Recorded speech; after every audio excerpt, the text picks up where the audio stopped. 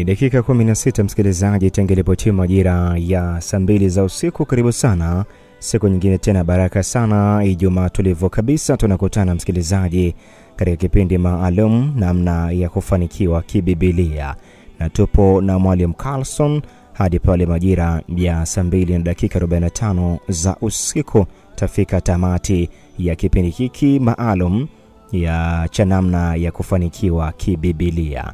Langu jina ni William Mbando, kwa mtangazaji kuanzia sasa hadi pale majira ya saa 2 dakika 45 za usiku. Ndani ya studio pia niko na mtumishi wa Mungu Mwalimu Carlson kwa ajili pia kutupa shibe ya kiroho, neno la Mungu, mafundisho neno la Mungu katika kipindi hiki kwa siku hii ya leo. Mtumishi wa Mungu, Bwana Yesu asifiwe sana. Amen. Bwana Yesu asifiwe sana. Amina. Mtumishi wa Mungu, siku nyingine tena baraka. Karibu sana, tufungulie kwa maombi tuanze kipindi chetu moja kwa moja. Amen. Tunaweza wote tukafunga macho tukashukuru.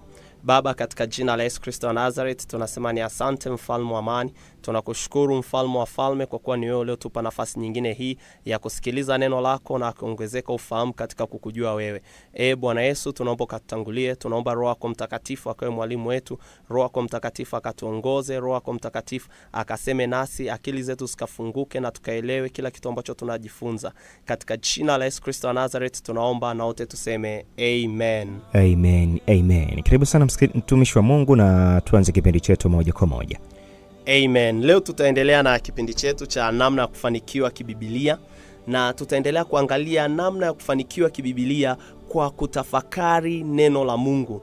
Wiki ile Jumatano tulikuwa tunaangalia ni namna gani mtu anaweza kwa kutafakari neno la Mungu akabadilisha akili yake ili aweze kupata mafanikio fulani au maisha yake yaweze kubadilika. Kwa maana tuliona neno la Mungu linasema aonavyo mtu nafsini mwake ndivyo alivyo. Kwa hiyo tukasema kuwa kama mtu anaona jambo fulani kwenye maisha yake, kama mtu ametazamia au tayari akili yake inaanza kitu fulani, ndivyo na maisha yake atavyokuwa. Aonavyo mtu akilini ndivyo alivyo, sio ndivyo atavyokuwa au alivyokuwa, ila ndivyo alivyo. Kwa neno la Mungu linasema kiwango cha mawazo yako kilipo ndipo sawa sawa na maisha yako yalipo.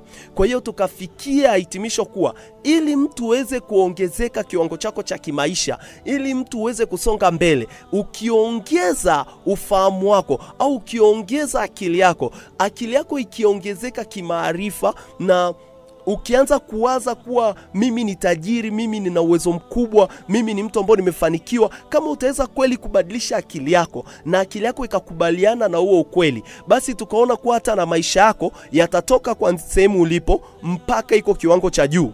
Tukasema pale ambapo utabadilisha akili yako au namna ya kufikiria au mawazo yako, kwa kuwa neno la Mungu limesema mtu awazavyo akilini ndivyo alivyo, basi ni nguvu ya Roho Mtakatifu itakao kuja kukutoa kutoka kwenye sehemu moja kwenda nyingine.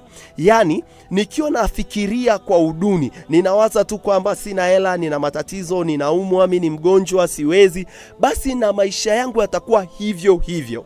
Haijalishi vitu vingine vya nje, watu wananisaidia, watu hawanisaidii, ila pale ambapo nitabadilisha mawazo yangu mimi binafsi, pale ambapo nitaanza kuwaza kuwa hapana, ninaweza, mimi ni tajiri, mimi ni mtu mkuu, pale ambapo nitaanza kuwaza hivyo na akili yangu na nikapokea kabisa kuwa mimi ni mtu mkuu kwenye ufahamu wangu, basi ile nguvu ya Roho Mtakatifu inomfufua mfu anakuwa hai, nguvu hiyo ndio itaingia kazini ili kuhakikisha kuwa neno la Mungu ni kweli, kuwa ninavyowaza akilini ndivyo na mimi nilivyo, kuwa kuna neno la nguvu ya Roho Mtakatifu itakuja kusababisha hali na itatengeneza nafasi ili mimi nitoke kwenye hiki kiwango duni nilichokuwa nacho kwenda kwenye kiwango ambacho akili yangu imefikia. Bwana Yesu asifiwe sana. Na tukasoma neno la Mungu kutoka kitabu cha Mwanzo 11 mstari wa 6. Mwanzo 11 mstari wa 6. Naomba mtumishi utusomee kwa taratibu. Bwana akasema. Kwa hiyo tunaona hapa ni Mungu mwenyewe ndo anaongea. Tazama. Ukiona kwenye Biblia imeandikwa tazama, hakikisha hiyo sehemu unaangalia zaidi ya mara 3 au 4. Yaani tafakari, rudia kusoma mstari. Kwa maana ukiona Biblia imeandika tazama, basi weka umakini mkubwa sana. Tazama, watu hawa ni taifa moja. Watu hawa ni taifa moja. Na lugha yao ni moja. Na wanaongea lugha moja. Na haya ndiyo wanayoanza kuyafanya. Yaani haya ndiyo wanayoanza kuyafanya. Kwa hiyo kuna jambo wanataka waanze sasa kulifanya kwenye ulimwengu wa mwili. Yaani kuna jambo wanataka waanze sasa kulifanya kabisa. Wala sasa hawatazuiliwa neno wanalokusudia kulifanya. Mungu anasema wala sasa hawatazuiliwa kufanya neno walilokusudia. Yaani wala sasa hawatazuiliwa neno walilokusudia kulifanya. Kwa hiyo hawa watu, Mungu mwenyewe anasema kuwa kwa sasa hivi hakuna kitu ambacho kinaweza tena kikawazuia. Hakuna kitu ambacho kinaweza kikawazuia kufanya ili neno ambalo wanatazamia kulifanya. Na walikuwa wanataka wajenge mji ambao mji na mnara ambao kilele chake kitafika mbinguni. Kwa hiyo sasa nikakupa mfano. Hebu tafakari kama hebu angalia hili jambo kwa umakini. Mungu anasema hawa watu wakianza kujenga, watajenga mnara ambao utatoka duniani mpaka mbinguni.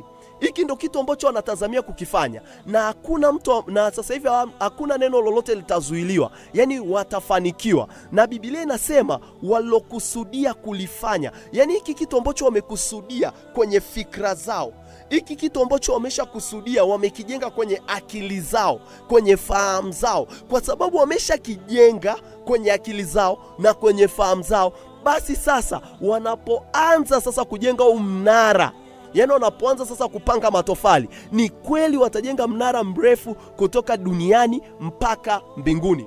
Unajua, kwa nguvu za mwanadamu wa kawaida hili jambo haliwezekaniki.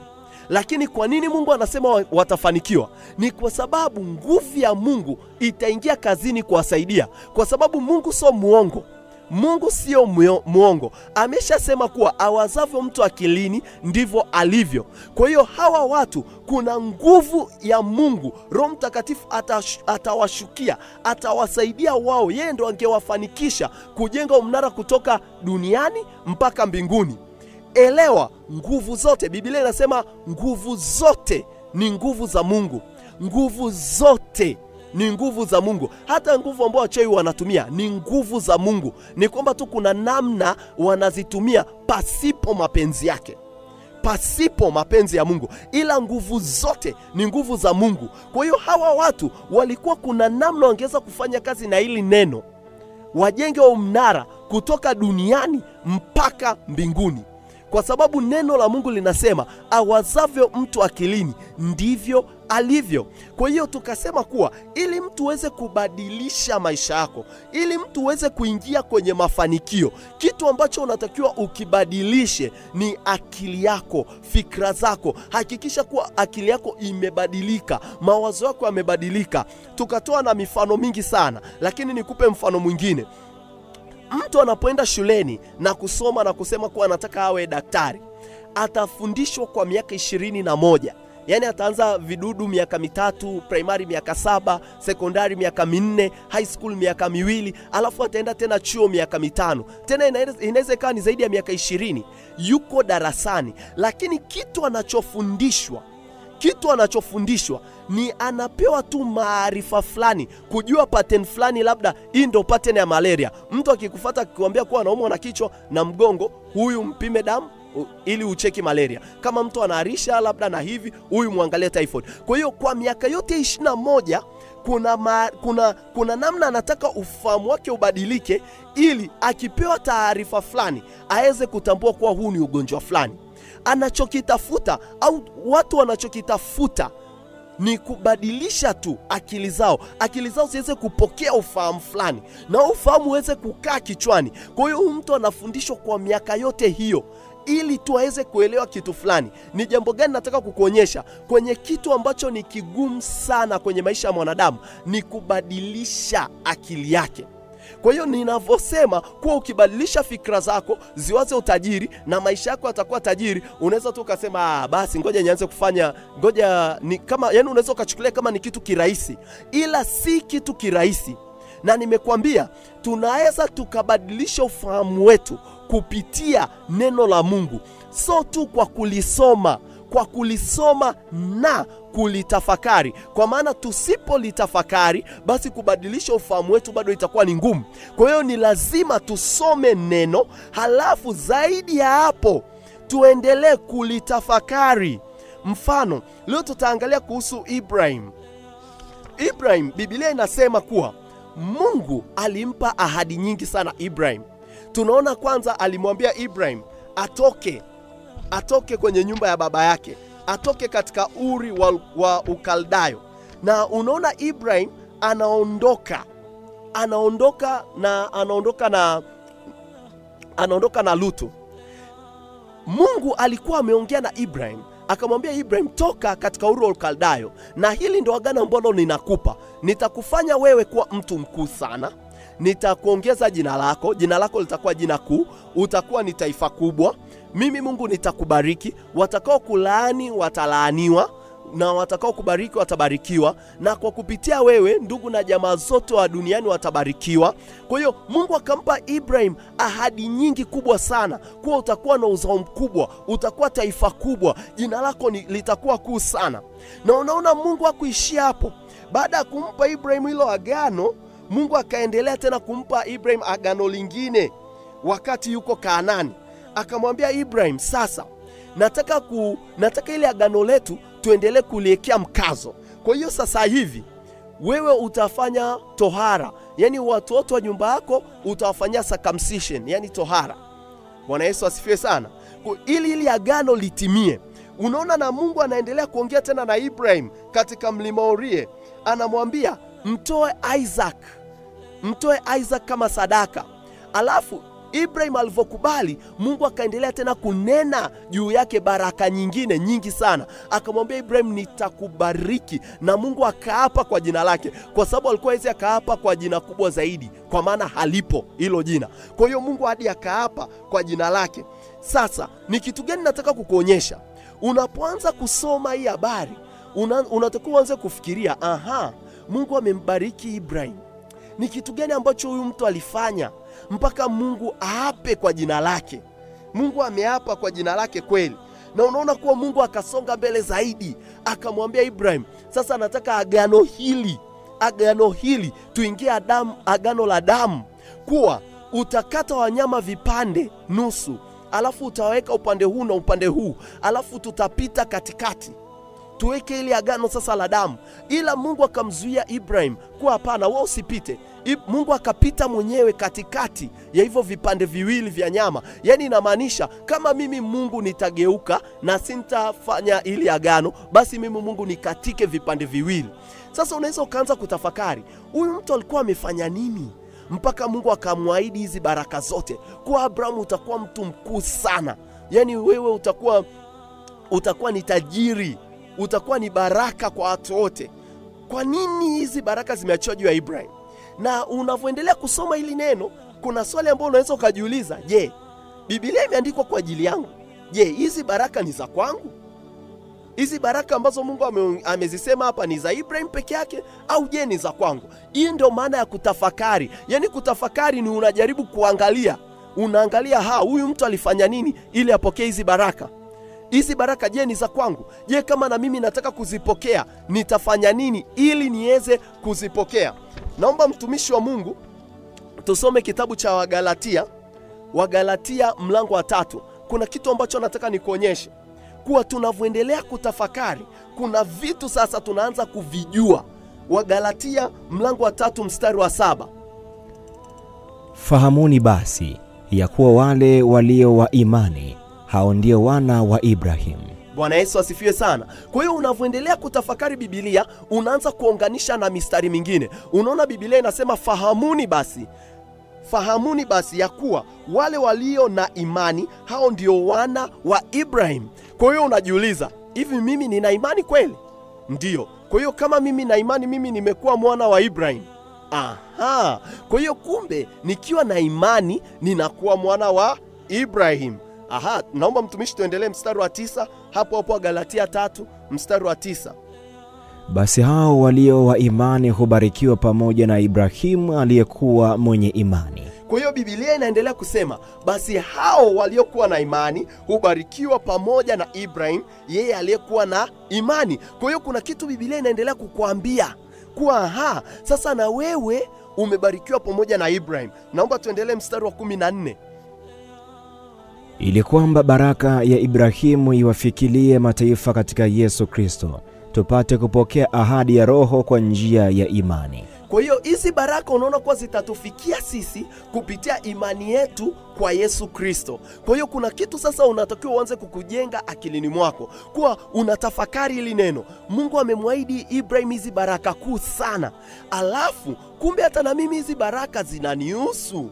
Hizi baraka zinanihusu. Ukishaanza kujua kwa hizi baraka zinakuhusu, basi unaanza ni lazima akilini mwako utafakari neno mpaka kweli uamini kwa hizi baraka ni za kwako pia. Kwa maana mtu tu akikwambia wewe utakuwa taifa kubwa, au Biblia inasema wewe ni taifa kubwa, yani akili yako japokuwa inajaribu kuelewa, sio kitu kirahisi hivyo mpaka ingie kweli mimi ni taifa. Kwa hiyo ni lazima unaendelea kusoma mistari, unaendelea kusoma mistari ya Biblia, unaendelea kusoma mistari ya Biblia inavyosema kwa kuwa imani yako iko kwa Yesu Kristo, basi na mimi nimerithi hizi baraka.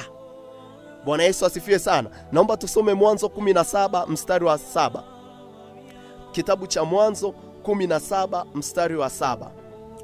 Neno la Mungu linasema, agano langu nitalifanya imara kati ya mimi na wewe na uzao wako baada yako na vizazi vyao, kwa agano la milele, kwamba nitakuwa Mungu kwako na kwa uzao wako baada yako. Amen. Kwa hiyo sasa unaona ya kuwa Mungu alimwambia Ibrahim ili agano ambalo amefanya naye litakuwa la milele, sio tu kwake na kwa uzao wake na vizazi vyao.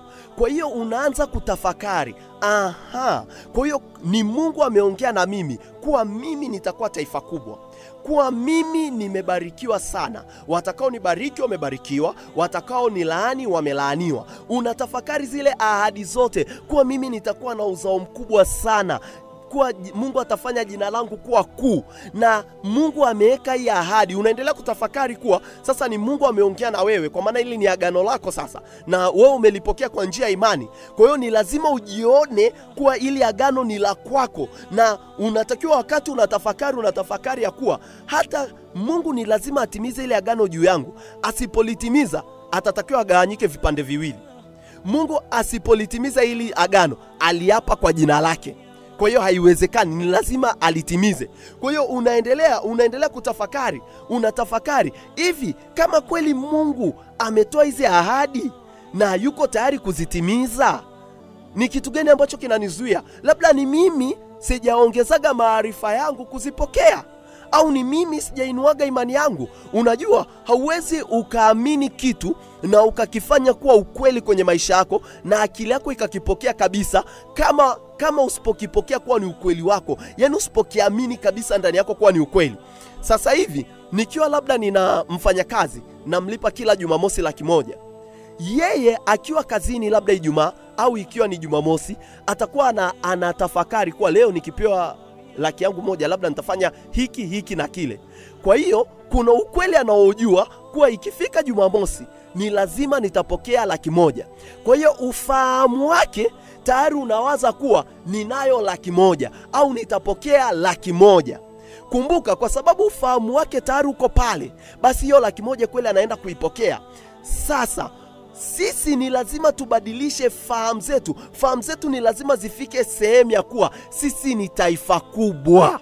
Yani sio mambo ya kuanza labda nitanunua gari moja au labda nitakuwa tu na nyumba moja. Hapana, we ni nchi, we ni taifa takatifu. Yani wewe ni kama taifa, utajiri wako ni wa kitaifa.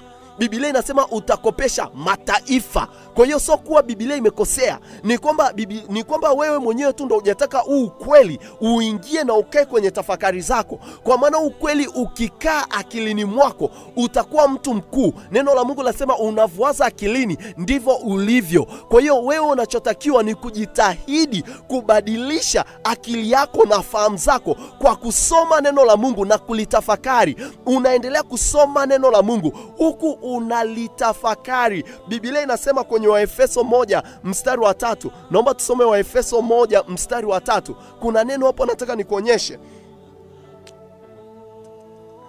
So Waefeso 1 mstari wa 3. Atukuzwe Mungu Baba wa Bwana wetu Yesu Kristo, aliyetubariki kwa baraka zote za rohoni katika ulimwengu wa roho ndani yake Kristo.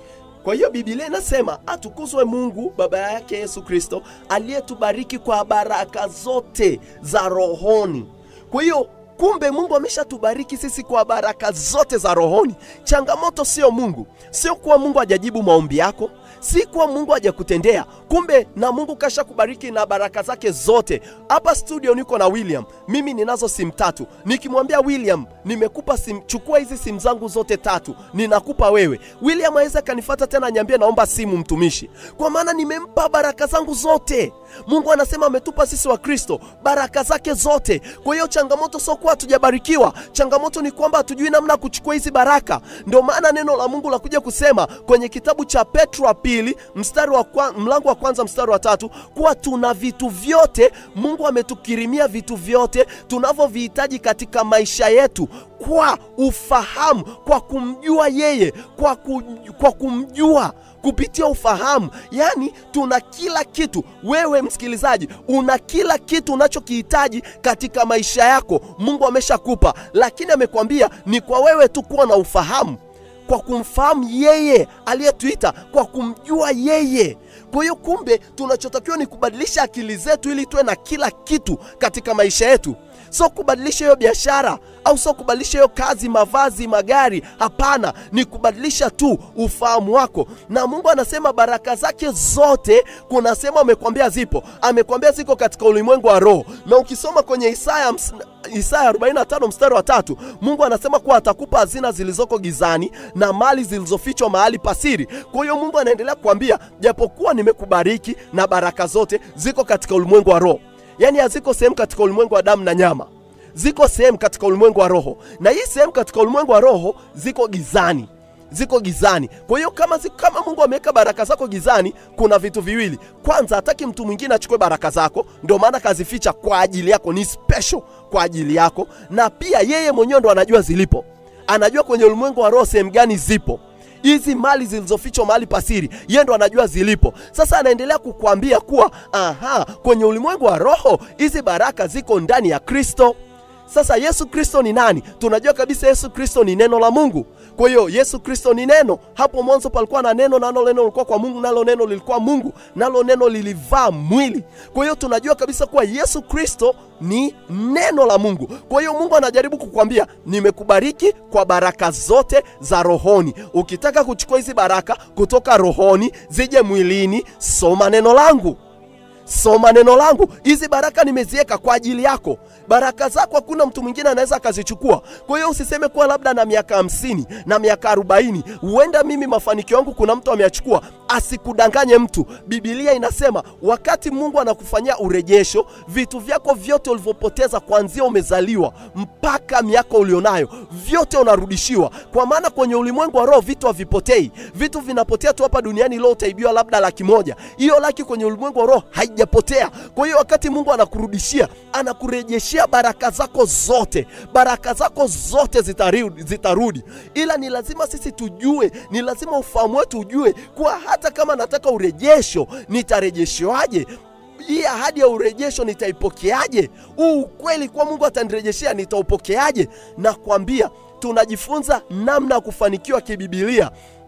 Hata Yakobo alichokuwa anakijua, Yakobo na Esau walikuwa wanajua kuwa neno la Mungu ndo tunalihitaji ili tufanikiwe. Ndio maana walikuwa wanagombania neno la Mungu. Kipindi kile kulikuwa hakuna Biblia. Kwa hiyo neno la Mungu walikuwa wanaambiwa na wazazi au walikuwa wanaambiwa na makuhani. Kwa hiyo wote walikuwa wanataka tu wasikie neno la Mungu ambalo litaachiwa juu yao, neno la baraka. Hilo neno la baraka walitafakari mpaka liende kuwa hai. Tuliona kuwa Caleb alitafakari neno la Mungu, alilitafakari kuwa hapana, mtumishi wa Mungu alisema kuwa kila sehemu ambayo nyayo zangu za miguu zimekanyaga nitapatawala, patakuwa ni pangu. Japokuwa Musa ndo aliongea hilo neno, ila Caleb anasema ni Mungu ameongea. Kipindi kile nimekuambia walikuwa hawana Biblia. Kwa hiyo neno lilikuwa latolewa kama kwa matamko. walikuwa watu wakuu. Kwa nini? Kwa sababu wanatafakari neno la Mungu. Na ninakufundisha ni lazima uanze kusoma neno kwa kuangalia maisha yako. Yani unaangalia lina affect vipi maisha yako. Ni jambo gani ambalo hujalifanya? Ni ukweli gani ambao hili neno linasema na mimi sijautendea kazi katika maisha yangu? Kwa hiyo huu ukweli nianze kuutendea kazi. Nimejua natakiwa nibadilishe ufahamu wangu. Siwezi tu kubadilisha ufahamu wangu kienyeji. Na badilisha ufahamu wangu, lazima niweke juhudi za makusudi kuwa nitaanza kusoma Biblia. Sintasoma Biblia dakika 5, sintasoma Biblia dakika 15, sintasoma Biblia nusu saa. Nitasoma Biblia kwa siku muda chini sana masaa 3, kwa sababu kila kitu ninachokihitaji katika maisha yangu kiko katika neno la Mungu, kiko ndani ya Biblia. Kwa hiyo sintasoma tu Biblia kwa dakika chache au kwa muda mfupi. Hapana, nitaangalia Biblia yangu kitu cha thamani sana. Yani nitaangalia huku najiuliza, Mungu ameshanipa kila kitu ili niwe mkuu. Mungu amenipa kila kitu ili niwe kama Ibrahim. Mungu amenipa kila kitu ili niwe kama Yesu Kristo. Kwa maana Biblia inasema Yesu Kristo alivyo sasa ndivyo na sisi tulivyo. Yesu Kristo alivyo sasa ndivyo na sisi tulivyo ulimwenguni humu. Kwa hiyo ni lazima usome mpaka hilo neno liwe kweli. Neno moja tu ukiweza kulifanya liwe kweli kwenye maisha yako, basi maisha yako yatabadilika. Kuanzia tukiwa wadogo tunafundishwa labda Zaburi ya 23 mstari wa 1. Ukimwambia kila mtu useme mstari, atasema Bwana ndio mchungaji wangu, sijapungukiwa na kitu. Ila huo mstari bado hujawa ukweli kwenye maisha yake. Kwa nini? Bado wamepungukiwa na fedha, bado wamepungukiwa na chakula, bado wamepungukiwa na afya, bado wamepungukiwa na watu, bado wamepungukiwa na hiki. Kwa hiyo mstari hujawa ukweli. Haja utafakari mpaka kweli ikawa, mpaka huo mstari ukao ukweli. Unaanzaje kuutafakari? Unaanza kusema Bwana ndio mchungaji wangu. Kazi ya mchungaji ni nini? Mchungaji ambaye anachunga kondoo au mbuzi anafanyaje? Anazilisha, anaziongoza, anazilinda. Yeye ndo kiongozi wao. Kwa hiyo unaanza kusema Bwana ni nani? Bwana ni Yesu Kristo. Yesu ndio kiongozi wangu. Yesu ndio kiongozi wangu. Yesu ndio anayenilinda. Yesu ndio anayenichunga. Yesu ndio anayeniongoza. Yesu, yani unaanza kutafakari huo mstari. Sintopungukiwa na kitu. Nini maana ya kutokupungukiwa na kitu? Inamaanisha nina kila kitu. Yesu ndio mchungaji wangu, nina kila kitu. Kama Yesu ndo mchungaji wangu, nina kila kitu, sijapungukiwa na kitu, ninacho kila kitu. Unautafakari huo mstari mpaka kweli ingia akilini kwako kuwa Yesu amekupa kila kitu, au una kila kitu kupitia Yesu Kristo. Nimekuambia kwa maana Mungu ameshatupa kila kitu tunachokihitaji katika maisha yetu kwa kumjua yeye. Sasa tutamjuaje yeye kama tumtafakari? Mungu mwenyewe ni neno. Kwa hiyo tuko na Mungu kila saa. Kuna mtu anaweza akakwambia, mtumishi, niombee ili nimsikie Mungu, niombee ili nijue Mungu anasema nini, niombee ili Mungu anijibu, niombee ili Mungu aseme hiki. Mungu yuko naye. Mungu uko naye. Uko naye kila siku. Haumwangalii, haumsikilizi, haumtafakari, hauojeani naye, hautaki akusaidie. Mungu uko naye. Nimekuambia changamoto sio maombi yako. Uenda unaomba kwa bidii sana. Changamoto sio sadaka zako. Uenda unatoa kwa uaminifu fungu la 10 na sadaka zote. Ila kwa nini bado baraka hauzioni kwenye maisha yako? Ni kwa sababu chombo hakijaongezeka kubeba hizo baraka. Ni lazima, hata yule mama aliambiwa kaongeze vyombo. Chukua vyombo vingi uwezavyo. Ongeza uweza wako. Ongeza uwezo wako wa roho kukujaza, yani mafuta kukujaza. Kwa hiyo utapojiongeza kiufahamu na kuelewa huu ukweli wa neno la Mungu, basi utaweza kubadilisha maisha yako. Kwa hiyo nitakusii sana mtumishi wa Mungu, soma neno la Mungu kwa bidii. Soma neno la Mungu kwa bidii. Tutaendelea na vipindi vyetu vya namna ya kufanikiwa kibibilia kwa sababu ambazo ziko nje ya uwezo wangu. Hatutaendelea tena na vipindi vyetu hapa Shalom, ila tutakuwa tunapatikana kwenye YouTube, Facebook, Instagram kwenye channel ya Jesus is Lord God Ministries, au unaweza ukaandika Mwalimu Carlson. Kwa hiyo unaweza ukaandika Mwalimu Carlson ya CARLSON. Ubarikiwe sana mtumishi wa Mungu na karibu leo. Amina. Barikiwe sana mtumishi wa Mungu. Barikiwe sana msikilizaji wa 97.3 Shalom FM Radio ambaye umekuwa nasi kuanzia mwanzo hadi tamati kipindi hiki. Mungu wa mbinguni akubariki sana sana sana wewe ambaye umekuwa nasi. Ikiwa ni dakika 46 hiyo tangu ilipotimia majira ya saa 2 za usiku. Mimi ni William Mbando, nilikuwa na mtumishi wa Mungu Mwalimu Carlson. Ubarikiwe sana, naendelea kuwa nasi katika mfululizo wa vipindi vyetu pale majira ya saa 3 za usiku. Ni kipindi cha darasa la neno na maombi. Tutakuwa hapa na Samuel Ebeneza moja kwa moja. Msikilizaji, usiondoke, endelea kubaki pamoja nasi msikilizaji. Ubarikiwe na uwe na wakati mwema. Mtumishi wa Mungu, karibu sana, tufungie kwa maombi. Amen. Basi tunaweza tukafunga macho yetu tukashukuru. Bwana Yesu, tunasema ni asante kwa ajili ya neno lako. Mfalme wa amani, tunaomba kaachie roho yako ya maombi, roho yako ya kusoma neno. Achia kiu ndani yetu ya kusoma na kutafakari neno lako. Tunaomba Bwana utujaze roho ya uelewa, tunaomba utujaze roho ya ufunuo, tunaomba utujaze roho ya hekima na roho ya maarifa. Zikatutawale Bwana wakati tunaanza safari yetu ya kusoma na kutafakari neno lako. Tunakushukuru Mfalme wa amani, tunaomba na usiku wa leo ukawe usiku mwema na wa baraka, katika jina la Yesu Kristo wa Nazareth tunaomba. Amen. Amina. Barikiwa sana mtumishi wa Mungu na uwe na wakati mwema. Amen. Barikiwa sana msikilizaji. Hii ni Radio Shalom 97.3, sauti ya Mungu.